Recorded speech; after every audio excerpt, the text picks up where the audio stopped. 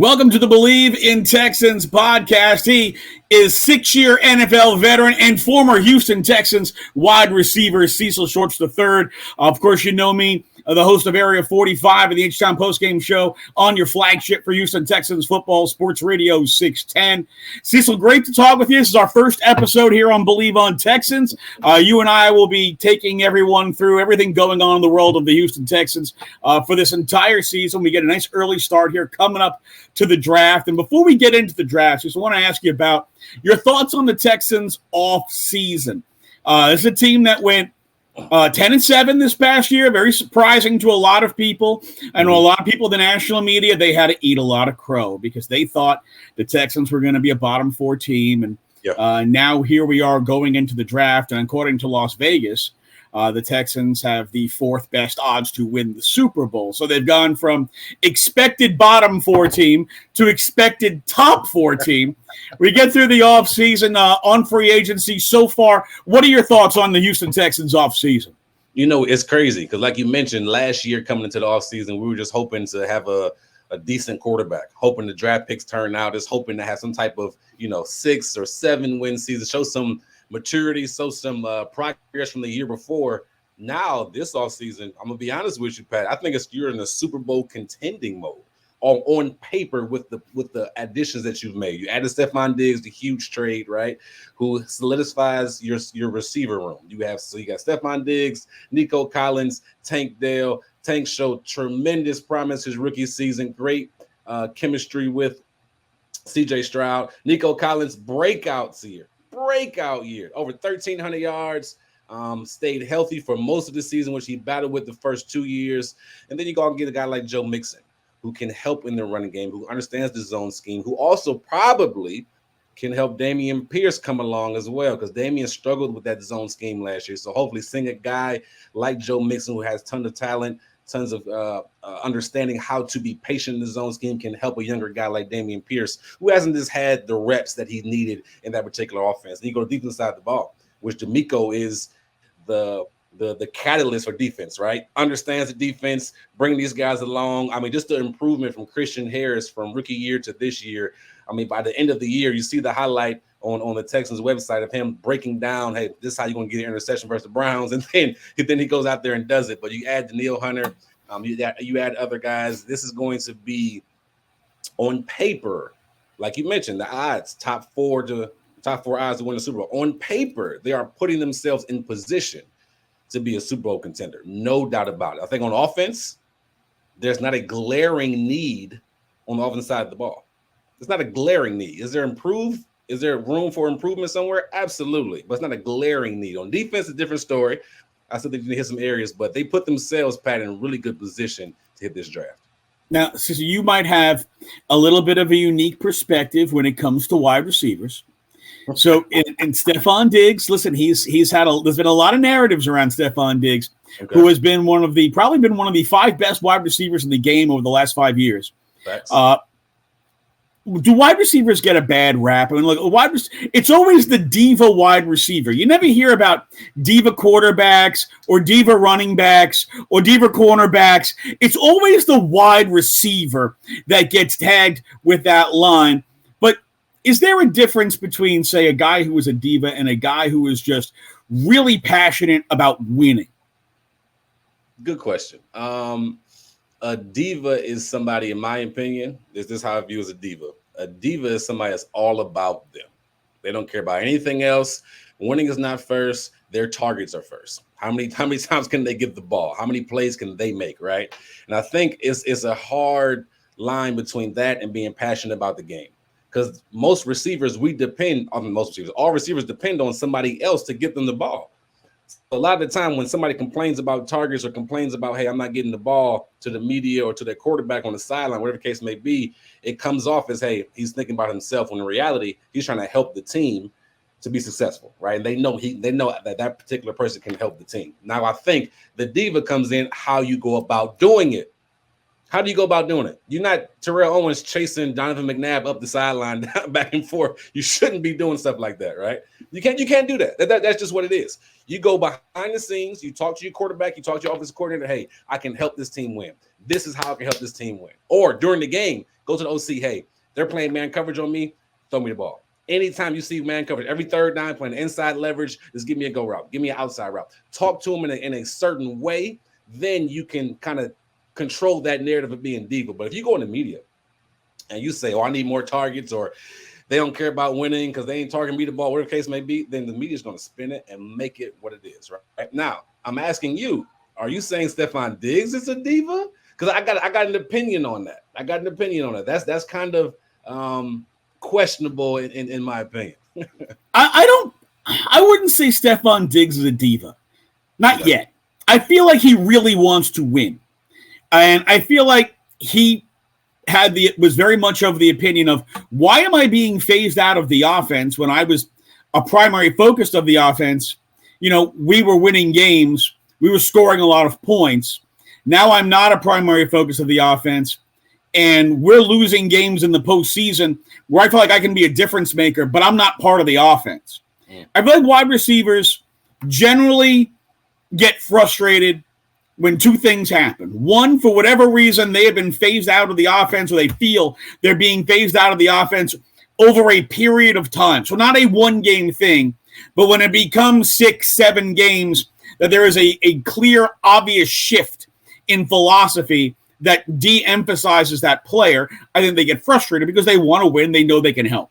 And then I think when it's time to get paid and the teams start doing the dance and puddling around with, this, that, the other thing, I don't know, maybe we need to talk, and they start stringing the process out. And I don't think that's unique to wide receivers. I think that's pretty much any position. When the team starts piddling around with, are we going to pay you or not? Guys get frustrated. This is their livelihoods. They put their whole lives onto the field for this team. And it's like, okay, I've given you everything I have. Now I want you to reward me for that. And it's, well, hold on. There's a 4th-round pick over here that we're going to make in the upcoming draft, and maybe that guy's going to be better than you, so we're going to slow the roll on that. And then guys get frustrated. That part I understand. That's the business aspect of it. Man, it's always business first. That's one thing you'll learn in this league at a receiver or any position. If they can find a cheaper version of you that they think can be just as good or better, they're going to go with that version. But this receiver room, man, I'm excited about it. I can't wait to see Stefon, Nico. And I'll be honest with you, I think Mechie is a sleeper. Last year was his true rookie year. Like, that was his true rookie year. The year before he was drafted, obviously he was fighting cancer, couldn't be out there. He got his feet wet, did that this past season. Had a little bit of success towards the end of the year. Early on, kind of struggled with some drops or miscommunication. The jump from, they say, year 1 to year 2 is the biggest jump for players, right? So even though this is year 3 for him, I think it's going to be his biggest jump. He gets comfortable with the offense. He should make a lot of plays for this offense this season. It's also the first time he's going to get to have a real off season. Yes, it is. His rookie season, he was coming back from a torn ACL, so he didn't really get to do anything in the off season. Then he got the cancer diagnosis. So then he goes out, he beats cancer, not a small thing, by the way, beats cancer, but last year, because of the recovery from cancer, didn't have a normal offseason. He wasn't able to participate in all those things as he was still kind of getting his health and his body back up to strength. So this is a guy who, even though it's his 3rd year, he has never had an offseason. And I feel like this could be the year, like you said, he will see a biggest jump from him because he's going to get an entire offseason that he's never had to get into the playbook, to make that connection with his teammates, to make that connection with his quarterback, and enter a season where he is ready to go, as opposed to entering the season where he's still in a learning stage. Yep. It's going to be huge, fam. This is a guy, man, he was a baller at Alabama, man. I can't imagine that. He was going like this. he was that dude at Alabama for sure. Like, all of a sudden he can't play. See, I think there's a lot to, how much it takes out of your body to go through chemotherapy and to get a full year away from treatment and the effect that has on your body. I think it's really important for him, and I think he'll be a lot stronger this year. I think he'll be faster this year. I think we can see a lot more from John Mechie this year. As far as, Stefon Diggs, you mentioned Nico with the breakout season. Tank had a terrific season before he got injured. How do you see the impact of Stefon Diggs on the offense? Oh, it's going to be crazy because now you cannot double Nico or you cannot focus on Tank. You have to play a more balanced defense or pick your poison. Hey, we're going to take Stephon out the game. Okay, now you got Nico, you got Schultz, you got Tank, you got Joe Mixon. It makes the defense play very honest when it comes to coverage, right? Which is going to help CJ go through his progression, find the open receiver. And Stephon's the type of guy that is, and he did it in Buffalo. You're gonna put him in motion a lot. He'll start outside, motion inside. Now he's in the slot on your third best defensive back. He's going to be able to play outside, left or the right. He can motion them. He's just somebody that can do multiple things. He's not one-dimensional. He's going to open up the entire offense for everybody else. He's never played besides Adam Thielen in Minnesota. When he was in Buffalo, though, he never played with a solid number 2 and a solid number 3 receiver. If you look at his statistics when it comes to receiving in Buffalo, the next guy in line with targets and reception yards was Gabe Davis the last couple of years, and it's a huge gap between receptions and yards and targets from Stephon to Davis and Davis to everybody else. So now you have 3 solid weapons and the receiver position alone. I even hit on Schultz, who was a very solid target in the middle of the field. And then Joe Mixon and Dameon Pierce. So he's going to just open this entire offense up. And I heard some rumblings like, well, it's only one ball you can give. And is CJ going to feel like he has to force anything? CJ played at Ohio State. He played with Garrett Wilson, Smith, and Jigba. He played with tons of talented guys and spread. He knows how to spread the ball around. I think, like you mentioned, Stephon is in the mode of one. He wants to win. Like, he truly wants to win.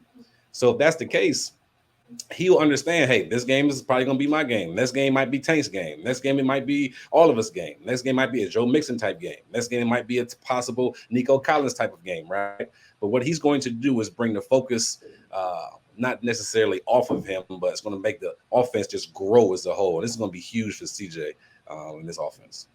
What are your thoughts on the defense? Should they bring in Daniel Hunter? They bring in Danico Autry. They bring in Cecil Shire. You brought in some impact players to this defense. So they lost a lot of guys on defense. But I feel like they lost guys that they were okay with losing. I feel like this is very much a partnership between the general manager and the head coach, where they work together on the types of players that they want for this team. Where D'Amico says, look, this is what I'm looking for. And Nick's like, I'm going to go get you what like, if you're asking a guy to cook dinner, you want to get him the ingredients that he wants. So I feel like that's important. But the guys they brought in, Daniel Hunter, who's a terrific pass rusher, maybe, believe it or not, maybe actually undervalued or underappreciated throughout the league.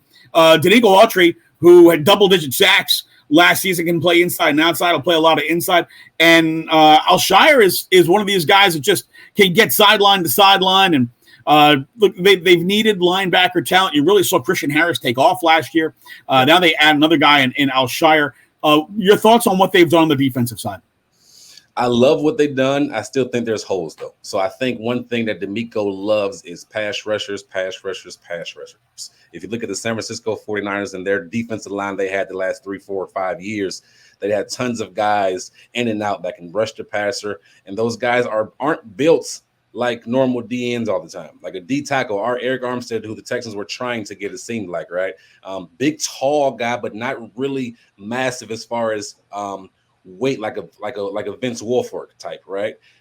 But he's somebody that can rush the pass, that can play inside, that can play outside. When you bring a guy like Hunter in and you team him up with Will Anderson, you got something special going on. And Anderson is a type of guy, and we kind of learned this last year, he loves his teammates and he wants as much information as he can get from older guys, from veterans. So I can only see those two just really working well. You mentioned D'Amico. Autry in the middle of the pack, middle defensive line, tons of sacks last year for Tennessee, made some good plays. I expect them to add more to that D-line, though. That's something that is a character trait for D'Amico. He wants more D linemen. He wants linebackers like the ones he had, Christian Harris, Algier, that can run sideline to sideline. I wouldn't be surprised if they draft in that area. I still think need to add some pieces in the secondary. I love the Jeff Okuda. I messed up his name. Jeff Okuda. Okuda, former first-round pick from Ohio State. I love that pickup because the potential is there. Had a decent year last year in Atlanta. The potential is there. If they can continue to develop him, similar to how they did with Stingley last year and kind of came on middle to late in the year, you can get some things going. But that defense is going to be key for the success of this team, right? I think on paper, the offense is pretty set. On paper, on defense, there's still a few holes you got to hit. But I'm interested to see how they hit those holes with the draft. And that brings us to the draft, which starts on Thursday, although may not start until Friday for the Houston Texans, as they do not have a first-round pick. They use that first-round pick to trade down and pick up extra seconds from the Minnesota Vikings, one of which they use to acquire Stephon Diggs, and one of which they will have at pick 42 in the first round on Friday. Now, the Texans have 9 picks in this upcoming draft. They've got 3 day 2 picks, 2 in the second round, 1 in the third round. They have 6 picks on day 3. And, Cecil, as we were talking off air, the Texans have 9 total picks, and 6 of them come from somewhere else. Nick Caserio moves picks in, moves picks out. That wheel just keeps on rolling. You fully expect Nick Caserio will not be sitting on his hands. There will be more trades coming during the draft, correct? Oh, man, that's just what he does. 18 trades in the last 3 drafts he's had. I mean, just think about it. He's either moved up or down in the second day or the first day of every single draft he's been a part of. He moved up to get Nico Collins. He moved around to get Tank Dell. He moved around to get Will Anderson. He moved around to get Juice Shrugs. He's going to move. That's just what he does. And I love that about him because he's aggressive. And he's getting more picks or getting rid of picks that maybe aren't his. Like you mentioned, 6 of the picks this year are from somewhere else. So it really doesn't hurt us in that sense, right? So I'm excited to see what he do. I'm very interested, and I want your thoughts on this. I'm very interested. Will he use those 2 to move up in the first round? If somebody falls, say there's a run of receivers, right? And it's a D tackle that's falling, or a cornerback that's falling that they love, will they move up to go get him, right? And possibly late in the first round. It's going to be interesting. I do not expect him to sit still. Even if it's not second round, maybe it's third, maybe it's, of course, the later picks, but I do expect him to make some type of moves this upcoming draft day. But that's the crazy thing about Caserio is you don't know if he's going to go up or down. He can go either way, depending on how the draft starts shaking out. He could go either way. And I feel like there's probably a good possibility at least one of those second-round picks is going to get used to either move up or move down. And, if they move up, do they use both picks, say, to move up?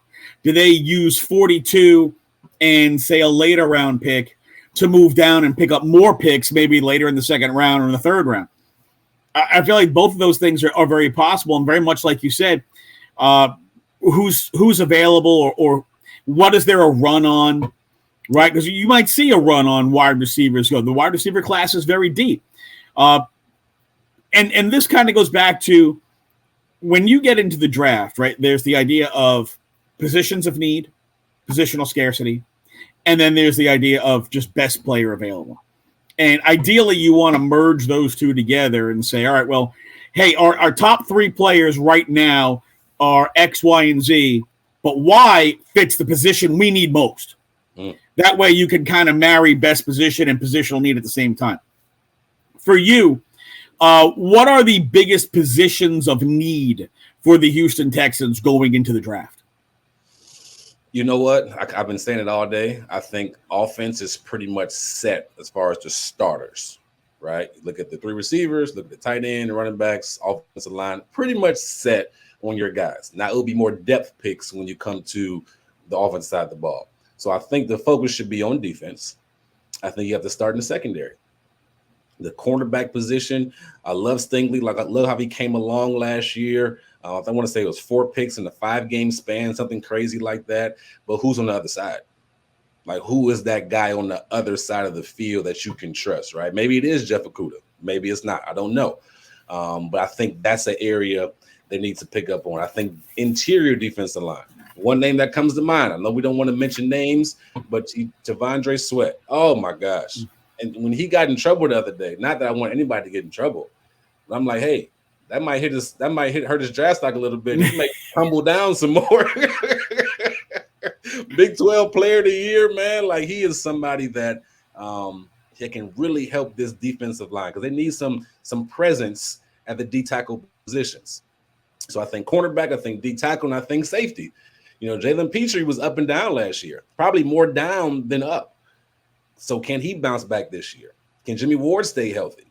I don't know if you could depend on that. So for me, cornerback, interior defensive line, and safety, all defense, but I think those are some quality areas that the team needs to focus on the draft. No, I'm with you on that. I actually think that D tackle is probably the number one need for them. And you mentioned Devondre Swift, other guys whose names have kind of been mentioned around the Texans, Braden Fisk, Chris Jenkins.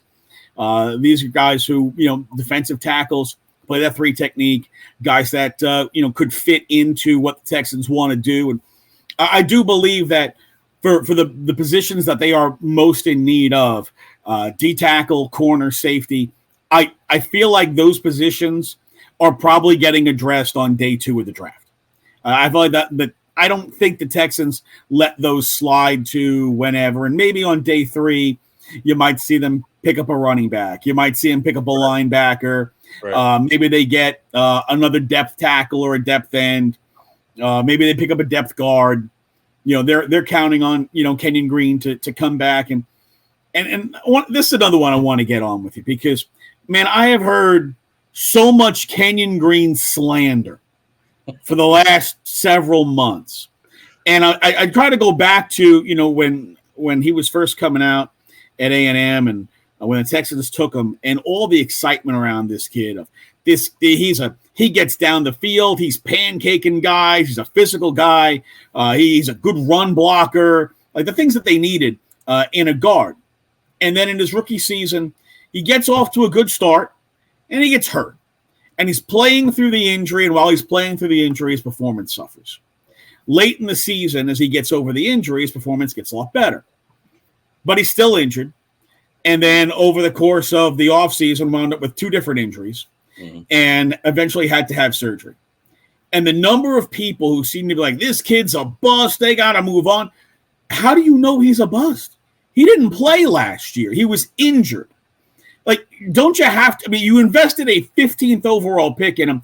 Don't you have to give him a year where, and because even his first year, he had surgery in the offseason and had to overcome that. Can we give this kid a full offseason where he's healthy and getting involved, the opportunity to show who he is, who he was on tape, who he was, in preseason 2 years ago, early in the season 2 years ago? Can we get to try to see that guy before we're ready to just label him a bust and discard him? Dude, Pat, I'm with you, man. I'm with you. I think there's so much potential in him. Again, like you mentioned, coming out of A&M, it was how nasty he was at the offensive line. How when he pulled, he would pancake and kill guys. He can move down the field. And he was a finisher. He was a punisher. And we saw some of that. We did. But one thing we have to realize, playing through injuries in the NFL is hard. Playing through injuries, period, is hard, especially your rookie season, when your head is spinning and you're going against other grown men that are pretty darn good if they're starting on the other side of the ball, right? So he had to learn while he's injured. That's hard to do. Plus, on top of that, you're dealing with your mental capacity, maybe not as confident as he once was. Give this kid a chance. Give him a chance. Give him a chance. I think this is his third year in the league now. Came in with Mechie. This year, full off season, like similar to Mechie. He'll have a full off season. He can be healthy. Hopefully he'll be in the training camp fully ready to go, and then we can see the progression in this system, right? This zone scheme system. How can he progress with this? One thing I talked to Wade Smith recently. We were at an event together, former Houston Texans offensive lineman, Pro Bowler with Arian Foster and all those guys in those 2011, I think it was. He said to be in a quality, good zone scheme, you have to be a nasty dude. You got to be a nasty finisher. And Kenyon fits it. He's got to stay healthy. So I'm all with you. Give him a chance. Give him a full year. There'll be some ups and downs, but give him a full year. Let's see what he can do this upcoming season. Before we throw him, oh, he's a bust, terrible pick. No, 15th overall, let's give him a chance. Let's just give him a chance. Let's also not forget Wade Smith, noted children's author. Very true. See, let's, you went through the draft process, right? You were a 4th-round pick of the Jacksonville Jaguars. You came out of a D3 school. Coming out of D3 and getting drafted, that's not a long list of dudes. I mean, you had to stand out like crazy, which, of course, you did since you were, player of the year. You were a national champion. You're a few of those different you had a pretty good college career. When you go through that draft process, what is that like for a player going through the draft process? How crazy is it? Man, it's nuts, right? Especially for a small school guy. Just thinking about like my perspective, like we will play on Saturdays at noon or whatever time we play, and then we will go back to our dorms and talk trash to each other because I was from Ohio, somebody else was from Florida, and we'll argue about who's better, Ohio State or Florida, right? We'll argue about Cam Newton was coming out at that time. Oh, Cam's the best quarterback in the NCAA, or just going back and forth. And then when you go to the combine, it's like, dang, that's Cam Newton. And you got to realize, hey, you belong here. Like, focus up. You're here to put on a show. You're here to get drafted. You're here to put your best foot forward. You belong here, right? So it's different for a small school guy. But for everybody, once you do your pro day, once you do all your interviews, which is the crazy part, once you do, if you get invited to the combine and you perform in front of all the GMs and the owners, then it's literally out of your hands. So like this waiting period they've been going through in April, like after your pro day and the days leading up to the draft, feels like forever. It feels like years because nothing else you could do. It's literally you gave your resume as far as your tape, your film is out there. You went through your interviews, you went through your visits, you went through your pro days and maybe a few private workouts you have. You went to the combine, you went to the East-West Shrine game, which your shirt says right there. Shout out to there. But now it's out of your lane. There's nothing you can do now. Now it's up to the teams. You hope you made a good impression on them, and it's a waiting game. And it drives you insane. You're sitting there like, what am I doing with my time? It just feels like forever. So it was crazy, man. Like it's a beautiful feeling when you finally hear your name called, but going through each day, like day one, because it's nowadays it's different than how it was then. But day one is only the first round. Then day two, I believe, is round 2 and 3, and then day 3 is 4 through 7. So going through each round and hoping your name is being called and hoping you don't drop too far, and you're getting phone calls from agents saying this and that. It just so much happens during that time. It's just a crazy feeling, but it's surreal at the same time. But it's all worth it at the end of the day when your name gets called. But it's just so much that goes into it, man. It's crazy. Did you get bum rushed by any teams or any organizations where, here, you've got to take this cognitive test. Hey, we need to do a medical on you. Or anything like that? Did it just have guys like just running up to you 11 o'clock at night or 6 o'clock in the morning, grabbing you? Hey, you need to do this. You need to do that. Man, I had tons of medicals. So like, it'll be like trainers or whatever coming to you. Hey, we want to go look at your, take a look at your hamstrings, look at your knees, or do this and that. Take this medical. And medicals don't just happen in 5-10 minutes.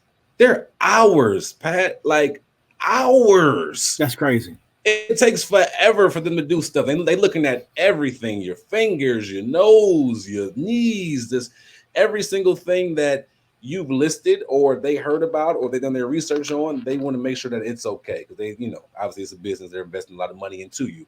But when I was being pulled for medicals, I'm like, man, again? Because it's like, can't you just borrow these from this team or borrow them from that team? But they want their own doctors to look at it because everybody has a different opinion. Everybody has different thoughts. Especially when there's a lot of money involved. So that was probably the worst part of the combine was the medical part. The interviews are easy. You're just talking to a guy. Like you're just talking to either a scout, a position coach. It's like one big room where scouts and position coaches come in talking to you. That's the easy part. Make them fall in love with you, laugh, joke. Most of them are pretty cool. Some are uptight, but most of them are pretty cool. And then there's the team interviews where that's more intimidating, Pat. You walk in the room and the head coach is there. The GM is there, the OC, the whole staff is there. They're just looking at you, and you sit down, and then they give you a marker, and you got to draw different plays on the board. That was crazy, but the medicals is the worst part for sure. Did anybody ask you a wacky question at one of your interviews. We've heard from various players in the past about some interesting questions. Now, hopefully nobody asked you a Des Bryant type question, but if you have any just off the wall, wacky, weird, or unnecessary questions that got thrown at you. Nah, they were pretty chill with me. I ain't really getting no crazy off the wall type questions. I wish I would have, though. I think that would have been fun to kind of answer it too, answer back and give us some witty answer back. But I didn't get nothing. Everything was pretty chill. The hardest part about those type of meetings for me was just looking across everybody and just all eyes on you. And it's like, dang, did I say the right answer? Like, they're not reacting to anything. They ask a question. You sure? I'm like, yeah, I'm sure. So yeah, I ain't get no wacky questions though. All right, so real quick here as we hit towards the end of our initial episode of the Believe in Texans podcast, you've gotten to see the new Texans jerseys. Your thoughts on the new jersey? Does getting new jerseys matter to you as a player? Is that a thing? Like I know fans get really crazy about it. Is it a really big thing for a player? Like, hey man, we got new jerseys. Like, let's go. Yes, Pat. Don't you get excited? You get new clothes or new shoes or a new car? Absolutely. That's like a momentum thing. And then you look good, like Deion said. You look good, you play good, right? Everybody wants to look good in the field. And when you bring that attention to your franchise, it gets the players excited, it gets the fans excited, right? So honestly, it's perfect timing with all the new additions. The winning last year, it just makes perfect sense to continue the momentum for the fans, right? But I absolutely love the jerseys. Love the Liberty White. I love the classic deep steel blue jerseys, just very simple. I love the battle red, and then the color rush. I love it. It just got to grow on me a little bit. The H is different. It's a whole new vibe. Give me like a space futuristic type of feel. But I tell you what, if you're a player in that locker room, oh, you're excited because now you're like, okay, what they wearing battle red? What day we wearing the color rush jerseys? What day we wearing? Like, it's just an exciting feeling to have, right? That you're wearing something new, and it's honestly it's groundbreaking because this has never been done in the Texans. Texans always had the same uniforms. This is the first time in 20 plus years since 2002 that they got new jerseys. So this is history being made today, and it's pretty cool to see. Now, it's called H-Town Blue, as referenced directly from the mouth of the woman we kindly refer to as the Queen of Houston, Hannah McNair. Yes. She calls it H-Town Blue, not Columbia Blue or that other team blue, but H-Town Blue. And you see some accents with the H-Town Blue. I don't know that some people might have thought there was going to be more to it. I mean, there's certain things they can and can't do with league parameters and with an owner of another team that I don't want to say we should launch her into the sun, but she's just very difficult to work with out there in Tennessee. But and understand, of course, we kid because we don't care. But your thoughts on the addition of the H-Town Blue into the color rush jersey, the new helmet, with the way it's all designed with that, I guess, like the old English style H. Yeah. It's a style that I've noticed is very common in a lot of graffiti art around the city. Yes. So I love it because I feel like they are trying. Well, I'll start with the H-Town Blue. I feel like it's a tease. I feel like it's a tease to something bigger down the line. Maybe years from now, maybe next year. I don't know. But I feel like it's a tease. Like, okay, we're gonna at least get the accent back. Like, hey, this is still our blue. This we're still gonna claim this. We're not gonna be afraid to use it, right? But I feel like it's a tease that maybe one day. Maybe I'm just optimistic and I'm hopeful, right? But maybe one day we'll get that H-Town Blue uniform that everybody's been craving for years since that old team left. Maybe we'll get that back one day. But the H is growing on me, right? It's different, but you're right. It speaks more to the city of Houston. And when you look at graffiti, when you look at that style of graffiti or that's that H around town, it speaks to the people of Houston. So I feel like the Texans listened to what The fans wanted what the people of Houston wanted, and then they executed with the H on the helmet and all the different jerseys, even the classic style, like not forgetting your history, right? So I feel like they did a really good job with the jerseys. No, I'm with you. I like the icy white jerseys. Ooh, clean. Those are really sharp, but the red ones are my favorite. Ooh, the red ones are my favorite, and that new helmet with the horn on the side. Yeah, man. Yeah. Now I don't know that I can pull this off, but I might have to ask our wonderful Queen of Houston, like, Miss Hannah McGann, can we please get a little swag for the studio? Yes. You know, want to get this on camera. I have one of them sweet red helmets, the horn. I want to get it right here on camera so we can show it off every day. Yeah, yes, I might have to ask for that.